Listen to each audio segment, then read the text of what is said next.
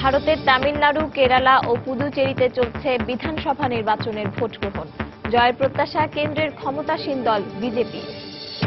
Mexico সীমান্তে ট্রাম্পের দেয়াল তৈরির ঘোষণার কড়া সমালোচনায় ওবামা। রিপাবলিকান এই ধনকুবেরের ওপর নির্ভর করা যুক্তরাষ্ট্রের জন্য বড় ঝুঁকি, বললেন হিলারি। শরণার্থী সংকট সমাধানে সব দেশকে সম্মিলিত উদ্যোগ নেওয়ার আহ্বান জাতিসংঘের। শুধু সিরিয়া থেকে বাস্তুচ্যুত হয়েছে 6 কোটি মানুষ।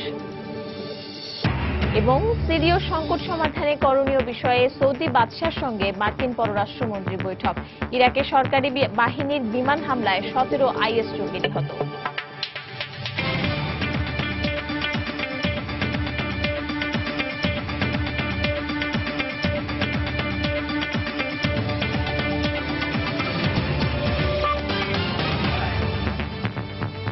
আন্তর্জাতিক সময়ের সঙ্গে আছি আমি পারমিতাহীন। ভারতের তামিলনাড়ু, কেরালা এবং কেন্দ্রশাসিত অঞ্চল পুদুচেরিতে আজ বিধানসভা নির্বাচনের ভোট গ্রহণ চলছে। সকাল 7টা থেকে এ ভোট নেওয়া শুরু হয়, চলবে সন্ধ্যা 6টা পর্যন্ত। তবে তামিলনাড়ুতে ভারী বর্ষণের কারণে ভোট গ্রহণের সময়সীমা আরও বাড়ানো হতে পারে বলে জানায় গণমাধ্যম। এবারে নির্বাচনে দক্ষিণাঞ্চলীয় 2 রাজ্যে জয়ের প্রত্যাশা ব্যক্ত করেছে কেন্দ্রের ক্ষমতাসীন দল বিজেপি। সকাল থেকেই তামিলনাড়ুর বিভিন্ন কেন্দ্রে ভোটারদের উপস্থিতি ছিল চোখে পড়ার মতো। সাধারণ লোকজনের পাশাপাশি ভোট দিতে আসেন রাজ্যের শীর্ষ রাজনীতিক ও চলচ্চিত্র অভিনেতারাও। অধিকাংশ কেন্দ্রে শান্তিপূর্ণভাবে ভোট গ্রহণ চললেও 234 আসনের মধ্যে 2টি আসনে ভোটারদের ঘুষ দেওয়ার অভিযোগ উঠেছে। এই 2 আসনে আগামী 23 মে পর্যন্ত ভোট গ্রহণ স্থগিত করেছে নির্বাচন কমিশন। তামিলনাড়ুতে ক্ষমতাসীন এআইএডিএমকে পরাজিত করে জয় পাওয়ার বিষয়ে আশাবাদী বিরোধী দল ডিএমকে। একই আশা কেন্দ্রের ক্ষমতাসীন দল বিজেপির। মুখ্যমন্ত্রী জয়ললিতা আবারও জয় পেয়ে রাজ্যে সরকার গঠনের আশা প্রকাশ করেছেন। যে দলই ক্ষমতায় আসুক না কেন, আমরা চাই রাজ্যের বড় বড় সমস্যার সমাধানে তারা কাজ করবে। এই অঞ্চলের দরিদ্র কৃষকদের উন্নয়নে কাজ করতে হবে। ভোট শুরুর পর তামিলনাড়ুর বিভিন্ন স্থানে বৃষ্টি শুরু হওয়ায় ভোট গ্রহণের সময়সীমা বাড়ানো হতে পারে বলে নির্বাচন কমিশনের বরাত দিয়ে জানায় জি নিউজ। এদিকে কেরালার 140টি আসনে 2,60,00,000 ভোটার তাদের প্রতিনিধি নির্বাচনে ভোটাধিকার প্রয়োগ করছেন। রাজ্যের কংগ্রেস দলীয় বর্তমান মুখ্যমন্ত্রী ওম্মেন চন্ডির বিরুদ্ধে দুর্নীতি সহ বিভিন্ন অভিযোগ ওঠায় এবারের নির্বাচনে বাম জোট এলডিএফ ভালো করতে পারে বলে জানায় গণমাধ্যম। তবে বিজেপি নেতৃত্বাধীন এনডিএ জোটও জয়ের বিষয়ে আশা প্রকাশ করেছে। আগের ইতিহাস অনুযায়ী কেরালায় 5 বছর অন্তর সরকার পরিবর্তন হয়েছে। আশা করি কংগ্রেসের জয়ের মধ্য দিয়ে এবার প্রথমবারের মতো পরপর 2 বার একই দল সরকার গঠন করবে। এর আগে পশ্চিমবঙ্গ বিধানসভার 294 আসনে গত 17 এপ্রিল থেকে 5 মে 5 দফার নির্বাচন অনুষ্ঠিত হয়। 4 ও 11 এপ্রিল আসামে 126 আসনে বিধানসভা নির্বাচনের ভোট নেওয়া হয়। আগামী 19 মে 5 রাজ্যের বিধানসভা নির্বাচনের ফল ঘোষণা করা হবে। রিয়াদুল ইসলাম। দর্শক, জাতীয় প্রসঙ্গে যাচ্ছি। স্বরাষ্ট্রমন্ত্রীর সঙ্গে বৈঠক শেষে এই মুহূর্তে সাংবাদিকদের ব্রিফ করছেন মার্কিন রাষ্ট্রদূত মার্শা ব্লুম বার্নিকাট। আমরা চলে যাচ্ছি সেখানে। Our Principal Deputy Assistant Secretary has returned this week with experts in counterterrorism and countering violent extremism, and we've had a very good discussion about how we can expand our cooperation. Thank you. We find a very, very strong partner in Bangladesh, and we're in this fight, this global fight together. Thank you. So far we have seen Mr. Todd had conducted so many meetings with civil societies and officials and other leaders of the BNP. So what did you find out? What are the information they have shared with you guys, and what you have shared with them? Well, the point is, you need everyone in the society and the country fighting terrorism. The government, the police cannot do it all in any country, and so we're sharing lessons that we've learned from working within the United States and working with other countries on how to bring everybody productively into that fight together. So we had consultations in that regard, how to keep Bangladesh safe. Two ministers come from you. What is the message actually from? Now, there are actually 4 Deputy Assistant Secretaries who've come from the United States, and the message is we bring assistance, but we want to coordinate with your government to find out what your government needs and what your civil society and others need, and to make sure that we're offering the right kinds of assistance. So our principal deputy assistant secretary brought with him the experts. And I'm sorry, we need to go. Thank you so much. Please, Jagadan, please. দর্শক, আমরা শুনছিলাম স্বরাষ্ট্রমন্ত্রী আসাদুজ্জামান খান কামালের সঙ্গে বৈঠক শেষে সাংবাদিকদের সঙ্গে কথা বলছিলেন মার্শা ব্লুম বার্নিকাট, এবং তিনি আবারও বললেন যে সন্ত্রাসবাদ মোকাবেলায় বাংলাদেশের সঙ্গে কাজ করবে যুক্তরাষ্ট্র। আবারও চলে যাচ্ছে আন্তর্জাতিক প্রসঙ্গে। ভারতের একটি বৃদ্ধাশ্রমে দেশটির স্বাধীনতার স্থপতি ও অহিংস আন্দোলনের নেতা মহাত্মা গান্ধীর নাতি কুনু ভাই গান্ধীর খোঁজ পাওয়ার পর তার সঙ্গে টেলিফোনে কথা বলেছেন প্রধানমন্ত্রী নরেন্দ্র মোদী। এ সময় তাকে যে কোনো ধরনের সহায়তার প্রস্তাবও দিয়েছেন তিনি। রোববার মোদীর নির্দেশে নয়াদিল্লির দক্ষিণে অবস্থিত গৌতমপুরীর ওই বৃদ্ধাশ্রমে কুনু ভাই গান্ধীর সঙ্গে দেখা করতে যান ভারতের সংস্কৃতি মন্ত্রী মহেশ শর্মা। এ সময় কুনু ভাই ও তার স্ত্রীর সঙ্গে প্রায় ৪৫ মিনিট সময় কাটান তিনি। 1961 সালে ফলিত গণিত নিয়ে পড়াশোনা করতে যুক্তরাষ্ট্রে পাড়ি জমান কুনু ভাই। 2014 সালে তিনি ভারতে এলে তখন থেকে এই বৃদ্ধাশ্রমে স্ত্রীকে সঙ্গে নিয়ে বসবাস করে আসছেন তিনি। ভারতীয় প্রধানমন্ত্রী নরেন্দ্র মোদী তার ব্যক্তিগত জীবন রাখঢাকের মধ্যেই রাখতে পছন্দ করেন, কিন্তু এবার তিনি তার মায়ের সাথে কিছু মুহূর্তের ছবি টুইটারে শেয়ার করলেন। মোদীর মা হীরাবেন মোদী এবার প্রথম 7RCR প্রধানমন্ত্রীর বাসভবনে এসেছিলেন। মাকে তাই তিনি নিজে বাসভবন ঘুরিয়ে দেখান। সেসব ছবি টুইটারে শেয়ার করেছেন তিনি। এর আগে মোদীর 64তম জন্মদিনে মায়ের সঙ্গে মোদীর সাক্ষাতের ভিডিও গণমাধ্যমে প্রকাশ হয়েছিল। হীরাবেন মোদী গুজরাট ফিরে যাওয়ার পর তিনি টুইটারে লেখেন, অনেক দিন পর মায়ের সাথে কিছু সময় কাটালাম।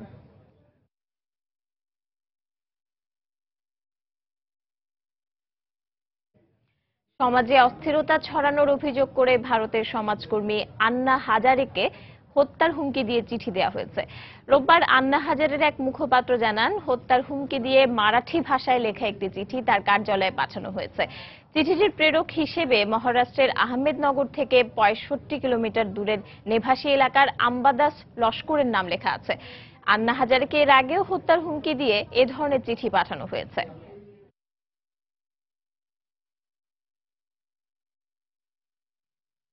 দেখছেন আন্তর্জাতিক সময়ে। 1 জুন বন্ধ হবে সকল অনিবন্ধিত সিম, তাই বায়োমেট্রিক পদ্ধতিতে এয়ারটেল সিম এখনই রি-রেজিস্ট্রেশন করে নিন। আর এয়ারটেল সিম রি-রেজিস্ট্রেশন করলেই প্রতিদিন 2টির বেশি স্মার্টফোন। বস, দেরি করলেই লস। আজই রি-রেজিস্ট্রেশন করুন আর জিতুন স্মার্টফোন। এয়ারটেল, দেশের সেরা স্মার্টফোন নেটওয়ার্ক। মার্কিন প্রেসিডেন্ট নির্বাচনে রিপাবলিকান দলের সম্ভাব্য প্রার্থী ডোনাল্ড ট্রাম্পের সীমান্তে দেয়াল তৈরির ঘোষণার কড়া সমালোচনা করেছেন প্রেসিডেন্ট বারাক ওবামা। প্রতিবন্ধকতার নীতি যুক্তরাষ্ট্রে কখনোই ছিল না জানিয়ে ওবামা বলেন, রাজনৈতিক অনভিজ্ঞতার জন্যই ট্রাম্প এ মন্তব্য করেছেন। এদিকে ইসলাম সম্পর্কে ট্রাম্পের অজ্ঞতা নিয়ে লন্ডন মেয়রের মন্তব্যে ক্ষুব্ধ প্রতিক্রিয়া ব্যক্ত করেছেন এই মার্কিন ধনকুবের। এর মধ্যেই ডেমোক্র্যাট দলের মনোনয়ন প্রার্থী হিলারি ক্লিন্টন বললেন, ট্রাম্পের উপর নির্ভর করাটা যুক্তরাষ্ট্রের জন্য বড় ঝুঁকি। ইন্ডিয়ানা ও পশ্চিম ভার্জিনিয়ায় স্যান্ডার্সের কাছে পরাজয়ের পর কেন্টাকিতে জয় তুলে নিতে জোরেশোরে প্রচারণা চালাচ্ছেন ডেমোক্র্যাট মনোনয়ন প্রত্যাশী হিলারি ক্লিন্টন। কয়লা সমৃদ্ধ এই রাজ্যের 55টি ডেলিগেটের সিংহভাগ দখলে নিতে রোববার কেন্টাকির সবচেয়ে বড় শহর লুইভিলে প্রচারণা। দর্শক, আমরা আবারও জাতীয় প্রসঙ্গে ফিরছি। স্বরাষ্ট্রমন্ত্রী এই মুহূর্তে সচিবালয়ে সাংবাদিকদের সঙ্গে কথা বলছেন, আমরা সেখানে চলে যাচ্ছি সরাসরি। গুলি আসে সেইগুলোর মানে বেশ কয়েকজন 15 সদস্যের এক্সপার্ট তারা আসছিলেন। তারা আমাদেরকে বাংলাদেশকে মানে হেল্প করার জন্য, বাংলাদেশকে অ্যাসিস্ট করার জন্য তারা আসছিলেন এবং তাদের ইচ্ছার কথা আমাদের কাছে বলছেন, এবং আমরা কিভাবে তাদের এই টেকনোলজি কিংবা এই টেকনিক্যাল হেল্প নিতে পারি সেই নিয়ে আমাদের এই আলাপ আলোচনা হয়েছে। আমরা বলেছি যে আমাদের সারা পৃথিবী আজকে টেররিস্টদের আক্রমণে মানে সবাই আক্রান্ত হচ্ছে একের পর এক, এবং আমাদের বাংলাদেশেও বিচ্ছিন্নভাবে যেটা হচ্ছে সেটা হলো আমাদের বাংলাদেশে, আমি যেটা সবসময় বলি, আমাদের হোম গ্রাউন্ড টেররিস্ট দ্বারাও আমরা আক্রান্ত হচ্ছি। আমরা এই হোম গ্রাউন্ড টেররিস্টদের আমরা আক্রান্ত হতে চাই না। আমরা প্রিভেন্ট করতে চাই, আক্রমণটাকে আগের থেকে আমরা শনাক্ত করতে চাই। এবং আমরা এটা বলে দিয়েছি যে বাংলাদেশের মানুষ অত্যন্ত পিস লাভিং মানুষ এবং এটা সেকুলার স্টেট, এখানে কোনো ধর্ম নিয়ে কোনো প্রাধান্য দেওয়া হয় না এবং সব ধর্মের লোকেরাই সমানভাবে এখানে চলে। তারাও অ্যাডমিট করেছেন এবং তা আমাদের মানুষ যে পিস লাভিং সেটাও অ্যাডমিট করেছেন। আমরা বলেছি আমাদের দেশে বড় বড় টেরোরিস্ট অ্যাটাক যে হচ্ছে না তার কারণটা হলো আমাদের মানুষ এগুলি পছন্দ করে না, আমরা এই টেরোরিস্ট অ্যাক্টিভিটিস পছন্দ করে না আমাদের মানুষ। সেই জন্য মানুষ অনেক ধরনের মানে ষড়যন্ত্র হচ্ছে, সেই ষড়যন্ত্রগুলো আমাদের মানুষ এবং আমাদের এই পিস লাভিং পিপল, আমাদের পুলিশ এবং আমাদের প্রয়োজন অনুযায়ী আমরা পুলিশকে যে নানানভাবে আমরা সাজাচ্ছি, সেই জন্যই আমরা বোধহয় এগুলোকে অ্যাটাক বন্ধ করতে পারছি, আমরা মোকাবেলা সক্ষম হয়েছি। এবং তারা তাদের এমবেসি পল্লীতে তাদের সিকিউরিটির কথা আগে থেকে বলে আসছিল, সেগুলো আমরা যে তাদেরকে সার্বক্ষণিক দিচ্ছি এবং তাতে এই জন্য তারা সন্তুষ্টি প্রকাশ করেছেন এবং তারা বলেছেন যে বাংলাদেশ যেভাবে মোকাবেলা করছেন এগুলো মানে সবই সঠিকভাবেই হচ্ছে এবং তারা আগামীতে যে আমরা যে সমস্ত জায়গায় আমরা তাদের ট্রেনিং চেয়েছি, তাদের হেল্প চেয়েছি, সেগুলো তারা আমাদেরকে করবে, অব্যাহত পাবে, সেটাই এসুরেন্স দিয়ে গিয়েছে। এবং তার সার্বিক সহযোগিতার সঙ্গে সঙ্গে আমরা এটাই বলতে চেয়েছি, আমরা একমত হয়েছি যে আমরা ইউনাইটেডলি এই টেরোরিস্টদের মোকাবেলা করব। এটাই ছিল মূল। মাননীয় মন্ত্রী, আমরা জানতে পেরেছি বিভিন্ন দূতাবাস থেকে সিকিউরিটি ইস্যুতে বিভিন্ন দূতাবাস থেকে স্বরাষ্ট্র মন্ত্রণালয় বরাবর চিঠি দিয়েছে, এর তথ্য আমরা জানতে পেরেছি। আপনি দেখেন, আমরা তো দুই একটি যে অ্যাটাক হয়নি আমরা তো সেগুলি বলছি না, সেই জন্য অনেকে হয়তো শঙ্কা প্রকাশ করছেন।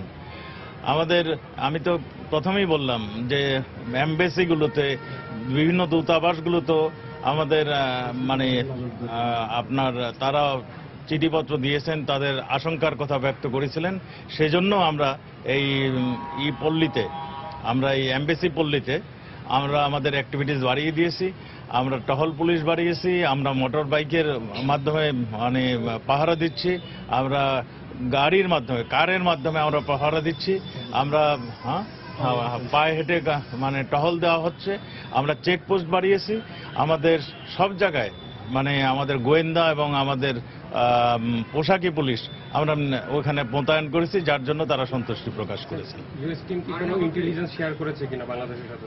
না, আমরা চেয়েছি যে আমরা একটু আগেই বলেছি যে আমরা আর মানে টেরোরিস্ট অ্যাটাকের আগে আমরা প্রিভেন্ট করতে চাই, সেই জায়গাটা আমরা কাজ করতে চাই, সেটাই আমরা তাকে বলেছি এবং তারা বলছেন যে এই জায়গায় তারা সহযোগিতা করবে। Thank you. এটা তো আমি সবসময় বলছি যে দেশের মধ্যে হচ্ছে, দেশের বাইরে থেকেও আসছে, সেগুলি সবগুলি আমরা ইউনাইটেডলি ফেস করবো, এটাই ছিল কথা। Thank you. না, আমার আইন শৃঙ্খলার বিষয়ে তারা সন্তুষ্টি প্রকাশ করেছে। দর্শক, সরাসরি শুনছিলেন স্বরাষ্ট্রমন্ত্রী সাংবাদিকদের সাথে কথা বলছিলেন। মার্কিন রাষ্ট্রদূতের সাথে বৈঠকের পর তিনি জানাচ্ছিলেন সে বৈঠক নিয়ে বিস্তারিত। আবারও চলে যাচ্ছি আন্তর্জাতিক প্রসঙ্গে। মার্কিন প্রেসিডেন্ট নির্বাচনে রিপাবলিকান দলের সম্ভাব্য প্রার্থী ডোনাল্ড ট্রাম্পের সীমান্তে দেয়াল তৈরির ঘোষণার কড়া সমালোচনা করেছেন প্রেসিডেন্ট বারাক ওবামা। প্রতিবন্ধকতার নীতি যুক্তরাষ্ট্রে কখনোই ছিল না জানিয়ে ওবামা বলেন, রাজনৈতিক অনভিজ্ঞতার জন্যই ট্রাম্প এ মন্তব্য করেছেন। এদিকে ইসলাম সম্পর্কে ট্রাম্পের অজ্ঞতা নিয়ে লন্ডন মেয়রের মন্তব্যে ক্ষুব্ধ প্রতিক্রিয়া ব্যক্ত করেছেন এই মার্কিন ধনকুবের। এর মধ্যেই ডেমোক্র্যাট দলের মনোনয়ন প্রার্থী হিলারি ক্লিন্টন বলেছেন, ট্রাম্পের উপর নির্ভর করাটা যুক্তরাষ্ট্রের জন্য বড় ঝুঁকি। ইন্ডিয়ানা ও পশ্চিম ভার্জিনিয়ায় স্যান্ডার্সের কাছে পরাজয়ের পর কেন্টাকিতে জয় তুলে নিতে জোরে সোরে প্রচারণা চালাচ্ছেন ডেমোক্র্যাট মনোনয়ন প্রত্যাশী হিলারি ক্লিন্টন। কয়লা সমৃদ্ধ এই রাজ্যের 55টি ডেলিগেটের সিংহভাগ দখলে নিতে রোববার কেন্টাকির সবচেয়ে বড় শহর লুইভিলে প্রচারণা চালান সাবেক ফার্স্ট লেডি। প্রেসিডেন্ট নির্বাচিত হলে শ্রমিকদের কল্যাণে নানা উদ্যোগ নেওয়ার কথা জানান তিনি। কেন্টাকি থেকে বিভিন্ন বিদেশি কোম্পানির শিল্প কারখানা সরিয়ে নেওয়ার সমালোচনা করেন হিলারি। এই সময় রিপাবলিকান সম্ভাব্য প্রার্থী ট্রাম্পের আগ্রাসী নীতিরও সমালোচনা করেন সাবেক পররাষ্ট্রমন্ত্রী। এদিন কেন্টাকিতে প্রচারণা চালান বার্নি স্যান্ডার্সও। যুক্তরাষ্ট্র যেন রাজশাসনের দেশে পরিণত না হয় সে ব্যাপারে সবাইকে সতর্ক থাকার আহ্বান জানান তিনি। পুঁজিবাদীরা নয়, প্রকৃত গণতন্ত্রের সুফল জনগণকে দিতে কাজ করে যাবেন বলেও প্রতিশ্রুতি দেন ভারমন্টের সিনেটর। এদিকে রোববার উত্তর পূর্বাঞ্চলীয় রাজ্য নিউ জার্সির রডগার্স বিশ্ববিদ্যালয়ে সমাবর্তনে দেয়া ভাষণে ট্রাম্পের সমালোচনা করেন মার্কিন প্রেসিডেন্ট বারাক ওবামা। নির্বাচিত হলে মেক্সিকো যুক্তরাষ্ট্র সীমান্তে ট্রাম্পের দেয়াল তৈরির ঘোষণার নিন্দা জানিয়ে ওবামা বলেন, রাজনৈতিক অনভিজ্ঞতার ফলেই ট্রাম্প এমন মন্তব্য করেছেন।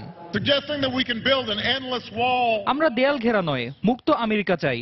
দেয়াল তুলে প্রতিবন্ধকতা সৃষ্টির নীতি এদেশে কখনোই ছিল না। যেখানে বহু জাতিগোষ্ঠীর মানুষ যুক্তরাষ্ট্রকে সমৃদ্ধ করেছে, সেখানে আমরা কিভাবে সীমান্তে দেয়াল তৈরির কথা ভাবছি? ইসলাম সম্পর্কে ট্রাম্পের অজ্ঞতা যুক্তরাষ্ট্র ও যুক্তরাজ্যের নিরাপত্তার জন্য হুমকি হতে পারে। গত সপ্তাহে এক টুইট বার্তায় এমন মন্তব্য করেন লন্ডন মেয়র সাদিক খান। এর জের ধরে রোববার আইটিভিতে প্রচারিত সাক্ষাৎকারে রিপাবলিকান দলীয় সম্ভাব্য প্রার্থী ট্রাম্প বলেন, লন্ডনের মেয়রের বক্তব্য তাকে ক্ষুব্ধ করেছে। তিনি যখন নির্বাচিত হন আমি তাকে শুভেচ্ছা জানিয়েছিলাম। এখন তার ব্যাপারে আমার খুব একটা আগ্রহ নেই। তিনি আমার সম্পর্কে যে মন্তব্য করেছেন তা খুবই অমার্জিত। তার এই বক্তব্য আমার মনে থাকবে। এই সাক্ষাৎকারে ট্রাম্প আরও জানান, ব্রিটেন ইউরোপীয় ইউনিয়ন থেকে বের হয়ে গেলেও তিনি প্রেসিডেন্ট হলে তা যুক্তরাষ্ট্রের সঙ্গে দেশটির বাণিজ্যিক সম্পর্কে খুব একটা প্রভাব ফেলবে না। মঙ্গলবার পশ্চিমাঞ্চলীয় রাজ্য ওরেগনে রিপাবলিকানদের ও দক্ষিণ পূর্বাঞ্চলীয় রাজ্য কেন্টাকিতে ডেমোক্রেট দলের প্রাইমারি হওয়ার কথা রয়েছে। দেলোয়ার হোসেন, সময় সংবাদ। আন্তর্জাতিক সময়ে আরো দেখবেন, ইয়েমেন সরকার ও বিরোধী পক্ষের মতবিরোধের কারণে সমঝোতায় পৌঁছানো যাচ্ছে না, মন্তব্য জাতিসংঘ দূতের। দেশটির দক্ষিণাঞ্চলে আইএসের হামলায় 37 পুলিশ সদস্য নিহত। শরণার্থী সংকটকে বৈশ্বিক সমস্যা উল্লেখ করে এর সমাধানে সব দেশকে সম্মিলিত উদ্যোগ নেওয়ার আহ্বান জানিয়েছে জাতিসংঘের শরণার্থী বিষয়ক সংস্থা UNHCR। অভিবাসন প্রত্যাশীদের ফিরিয়ে দিয়ে কিংবা তাদের বিরুদ্ধে শাস্তিমূলক ব্যবস্থা নিয়ে এর সমাধান সম্ভব নয় বলে মন্তব্য করেছেন সংস্থার হাই কমিশনার ফিলিপ্পো গ্র্যান্ডি। এদিকে শিশু শরণার্থীদের বিষয়ে নতুন একটি চুক্তিতে পৌঁছানোর জন্য আন্তর্জাতিক সম্প্রদায়ের প্রতি আহ্বান জানিয়েছে সেভ দ্য চিলড্রেন। তাদের প্রতিবেদনে বলা হয়, শরণার্থীদের বিষয়ে নতুন একটা চুক্তি হওয়া উচিত, যার মাধ্যমে এটা নিশ্চিত করা হবে যে কোনো শিশু 1 মাসের বেশি শরণার্থী শিবির হিসেবে ব্যবহৃত স্কুলের বাইরে থাকতে পারবে না। ইউরোপের বিভিন্ন দেশের শরণার্থী ঢল ঠেকাতে যখন উঠে পড়ে লেগেছে, তখনই শিশু শরণার্থীদের বিষয়ে নতুন চুক্তির দাবি উঠল।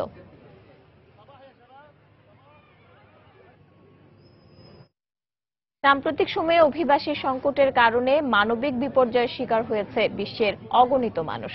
কয়েক দশক আগেও অভিবাসনের প্রধান কারণ ছিল প্রাকৃতিক দুর্যোগ, আর এখন যুদ্ধ ও সহিংসতাই প্রধান কারণ হয়ে দাঁড়িয়েছে। জরিপে দেখা গেছে শুধুমাত্র সিরিয়া থেকেই বাস্তুচ্যুত হয়েছে 6 কোটি মানুষ। অভিবাসী সংকটের সমাধানে বেশ কয়েকটি দাতব্য সংস্থা এগিয়ে এলেও তাদের কাজের প্রক্রিয়া সংকট মোকাবেলার উপযোগী নয় বলে অভিযোগ বিশ্লেষকদের। এই পরিস্থিতিতে ভিন্ন উপায় বের করার পরামর্শ দেন তারা। বছরের পর বছর গৃহযুদ্ধ, জঙ্গি তৎপরতা, চরম দারিদ্র্য বা রাজনৈতিক অস্থিতিশীলতার কারণে ভয়াবহ পথ পাড়ি দিয়ে প্রতিদিন অসংখ্য মানুষ আশ্রয় খুঁজছেন ইউরোপ সহ বিভিন্ন ধনী দেশগুলোয়। দ্বিতীয় বিশ্বযুদ্ধের পর যখন জাতিসংঘ গঠিত হয়, তখন সংস্থাটির প্রধান কাজ ছিল অভিবাসীদের বিভিন্ন উপায়ে সহায়তা করা। গত 71 বছরে এই সহায়তার পরিধি বেড়ে গেছে কয়েক গুণ। যুক্তরাজ্যের পররাষ্ট্র মন্ত্রণালয়ের হিসেব অনুযায়ী 2000 সালে বিশ্বব্যাপী মানবিক সংকট মোকাবেলায় যেখানে মাত্র $200 কোটি ব্যয় হতো, সেখানে বর্তমানে ব্যয় বেড়ে দাঁড়িয়েছে $2500 কোটি। এতে সহজে আঁচ করা যায় অভিবাসী সংকট কত ভয়াবহ রূপ নিয়েছে। জরিপে দেখা যায় অভিবাসীদের অধিকাংশই গড়ে 10 থেকে 17 বছর ধরে ছিন্নমূলের মতো জীবন কাটাচ্ছেন। 21 শতাব্দীর শুরু থেকে এ পর্যন্ত যারা অভিবাসী হয়েছেন তাদের বেশিরভাগই আজও নিজ দেশে ফিরতে পারেননি। এই অভিবাসনের পেছনে প্রধান কারণ হিসেবে দায়ী করা হয়েছে যুদ্ধকে। বর্তমানে মোট মানবিক সহায়তার 80% বরাদ্দ হচ্ছে সেই সব বাস্তুহারা মানুষের পেছনে যারা যুদ্ধের কারণে দীর্ঘদিন ধরে বিভিন্ন দেশে ছিন্নমূলের মতো জীবন কাটাচ্ছেন। অথচ আগে অভিবাসনের প্রধান কারণ ছিল প্রাকৃতিক দুর্যোগ।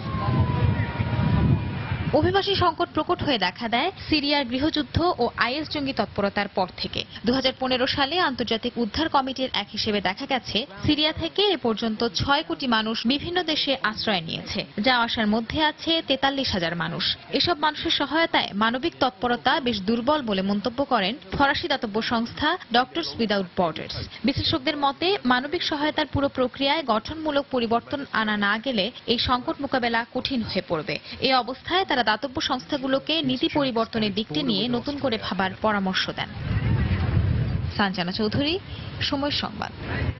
ভিয়েনায় আন্তর্জাতিক সিরিয়া সহায়তা গ্রুপের পরবর্তী আলোচনাকে সামনে রেখে করণীয় ঠিক করতে রিয়াদে সৌদি বাদশাহ সালমানের সঙ্গে বৈঠক করেছেন মার্কিন পররাষ্ট্রমন্ত্রী জন কেরি। সিরিয়ায় উভয় পক্ষের সম্মতিতে একটি কার্যকর যুদ্ধবিরতি আইএস দমনে দেশটির বিরোধী পক্ষের জন্য সহায়ক হবে বলে মন্তব্য করেছে যুক্তরাষ্ট্র। এদিকে ইরাকের কিরকুক প্রদেশে দেশটির সরকারি বাহিনীর বিমান হামলায় নিহত হয়েছে অন্তত 17 আইএস জঙ্গি। মঙ্গলবার অস্ট্রিয়ার রাজধানী ভিয়েনায় আন্তর্জাতিক সিরিয়া সহায়তা গ্রুপের সদস্য রাষ্ট্রগুলোর বৈঠক সামনে রেখে রোববার সৌদি আরব সফরে যান মার্কিন পররাষ্ট্রমন্ত্রী জন কেরি। সেখানে পৌঁছেই রিয়াদের সৌদি বাদশাহ সালমানের সঙ্গে বৈঠক করেন মার্কিন পররাষ্ট্রমন্ত্রী। এ সময় সিরিয়ায় ভেঙে পড়া যুদ্ধবিরতি পুনরায় কার্যকরে দুই নেতাই আশাবাদ ব্যক্ত করেন বলে জানিয়েছে আন্তর্জাতিক গণমাধ্যম। একই সঙ্গে এটি সম্ভব হলে দেশটির অবরুদ্ধ অঞ্চলগুলোতে মানবিক সহায়তা আরো বাড়বে বলেও আশা প্রকাশ করেন তারা।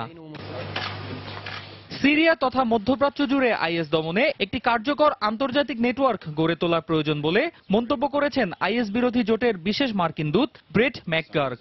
একই সঙ্গে সিরিয়ায় উভয় পক্ষের সম্মতিতে একটি দীর্ঘমেয়াদী যুদ্ধবিরতি কার্যকর হলে আইএস বিরোধী লড়াইয়ে দেশটির বিরোধী পক্ষ আরও বেশি শক্তি প্রয়োগ করতে পারবে বলেও উল্লেখ করেন তিনি। কেবলমাত্র গৃহযুদ্ধ বন্ধের জন্য নয়, সিরিয়ায় আন্তর্জাতিক ত্রাণ সরবরাহ নিশ্চিত করার পাশাপাশি আইএস বিরোধী লড়াই আরও জোরদার করতেও এই মুহূর্তে সেখানে একটি কার্যকর ও দীর্ঘমেয়াদী যুদ্ধবিরতি অত্যন্ত জরুরি। আর এটি সম্ভব হলে বিদ্রোহীরাও আইএস বিরোধী লড়াই আরও বেশি করে শক্তি প্রয়োগ করতে পারবে, কেননা তাদেরকে একই সঙ্গে আইএসের পাশাপাশি আসাদ বাহিনীর বিরুদ্ধেও লড়াই চালিয়ে যেতে হয়। এদিকে ইরাকে মার্কিন নেতৃত্বাধীন জোটের আইএস বিরোধী বিমান হামলা অব্যাহত রয়েছে। শনিবার মার্কিন প্রতিরক্ষা মন্ত্রণালয়ের পক্ষ থেকে পুরো এপ্রিল মাস জুড়ে ইরাকের বিভিন্ন অঞ্চলে চালানো মার্কিন জোটের বিমান হামলার কিছু ছবি প্রকাশ করা হয়। এতে আইএস নিয়ন্ত্রিত মসুল শহর সহ টাইগ্রিস নদী ও এর আশপাশের এলাকাগুলোতে একযোগে বিমান হামলা চালাতে দেখা যায় মার্কিন জোটের যুদ্ধ বিমানগুলোকে।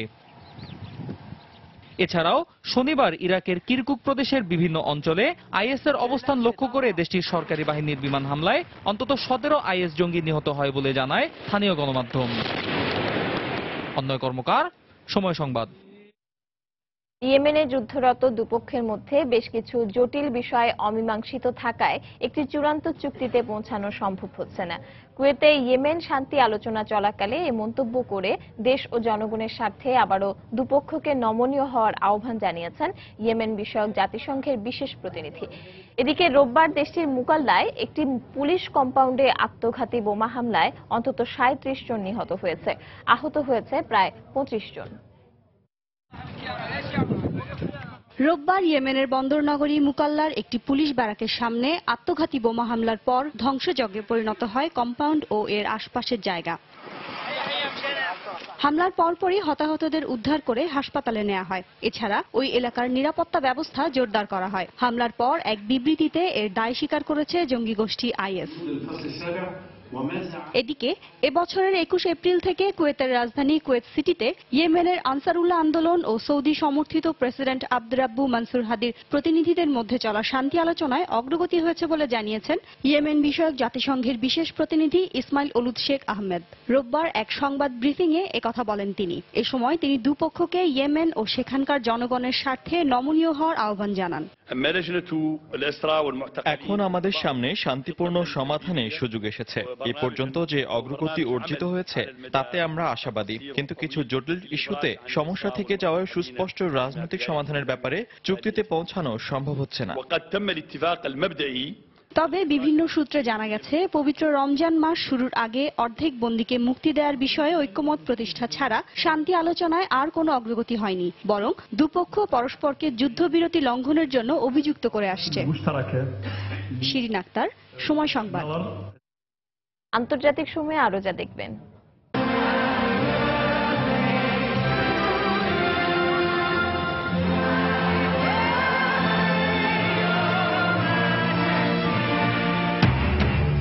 রানী এলিজাবেথের 90তম জন্মদিন উপলক্ষে জমকালো আয়োজন, শুভেচ্ছা জানালেন চলচ্চিত্র তারকারা।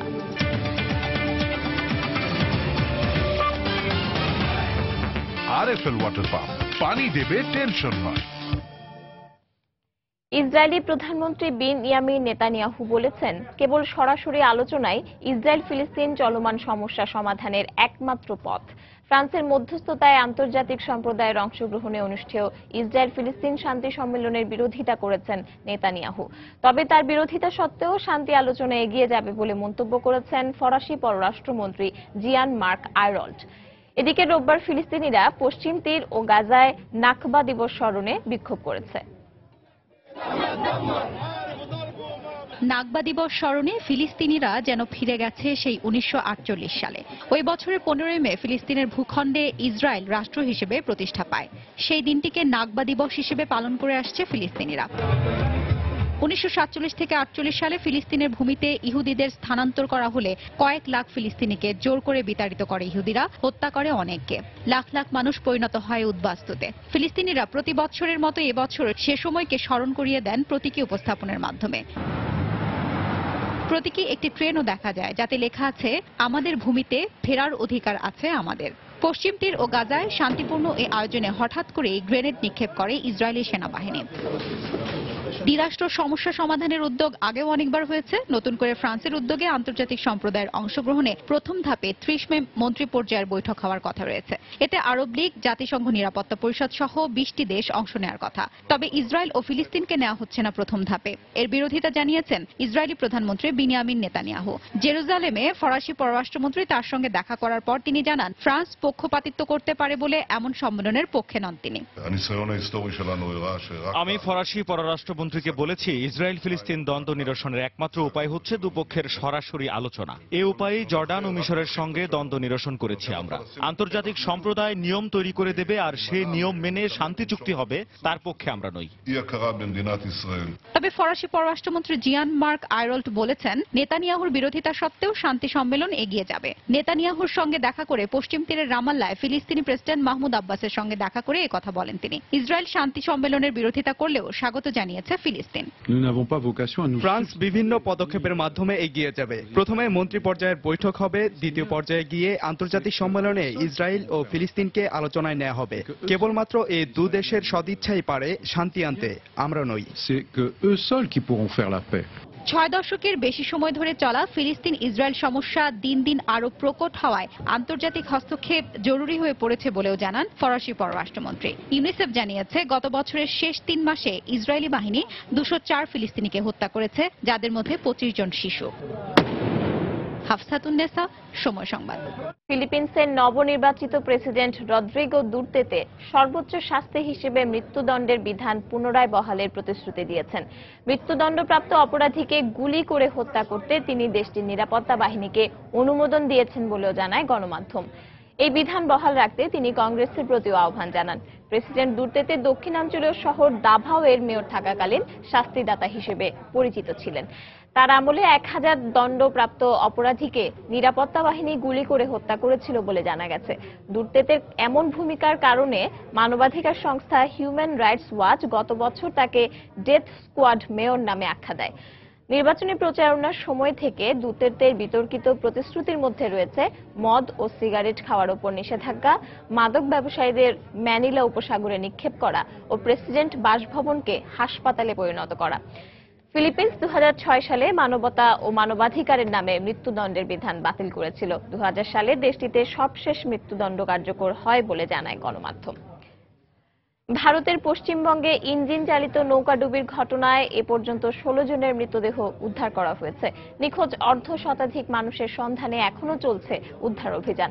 সোমবার স্থানীয় পুলিশ জানায়, অন্তত 100 যাত্রী নিয়ে নৌকাটি ডুবে যাওয়ার পর প্রায় 15 জন সাঁতার কেটে পাড়ে উঠে যেতে সক্ষম হলেও নিখোঁজ রয়েছে 50 জনেরও বেশি যাত্রী। শনিবার একটি ধর্মীয় উৎসবে যোগ দিতে যাওয়ার সময় বর্ধমান এবং নদিয়া জেলার নৃসিংহপুর খেয়াঘাটের কাছে এই নৌকাডুবির ঘটনা ঘটে। নৌকাটিতে ধারণ ক্ষমতার চেয়ে বেশি যাত্রী থাকায় এই দুর্ঘটনা ঘটেছে বলে জানিয়েছে রাজ্য পুলিশ বিভাগ। রানী এলিজাবেথের 90তম জন্মদিনের উৎসব জমকালোভাবেই পালন করছেন ব্রিটিশরা।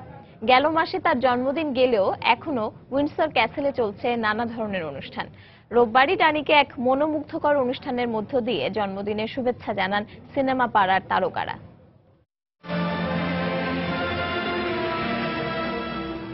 এক মাস ধরে চলছে তার জন্মদিন পালন।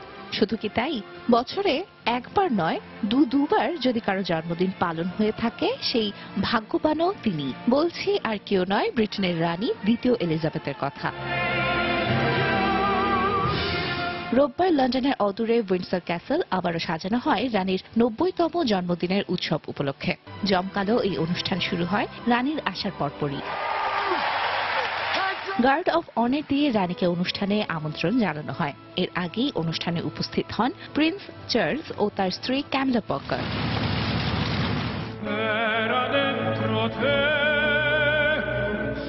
গান গেয়ে শুরু হয় অনুষ্ঠান, আর এ সময় শুভেচ্ছা বার্তা লেখা একটি বিশাল আকার কেক নিয়ে আসা হয় রানীর জন্য।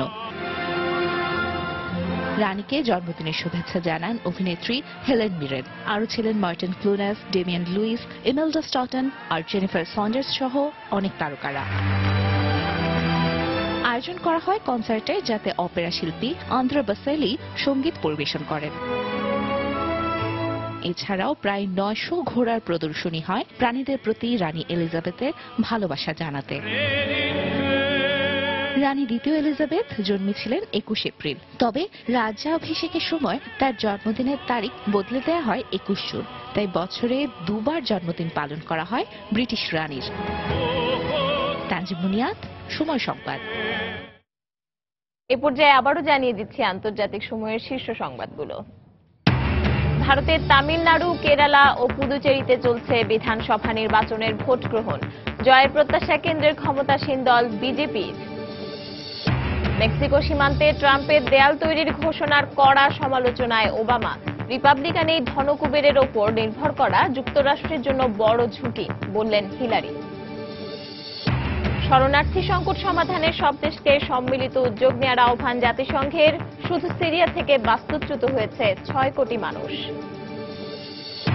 এবং সিরীয় সংকট সমাধানে করণীয় বিষয়ে সৌদি বাদশার সঙ্গে মার্কিন পররাষ্ট্রমন্ত্রীর বৈঠক। ইরাকে সরকারি বাহিনীর বিমান হামলায় ১৭ আইএস নিহত। এই ছিল আন্তর্জাতিক সময়ে। যে কোনো খবর পেতে ভিজিট করুন সময়নিউজ.tv আর সঙ্গে থাকুন সময়ে।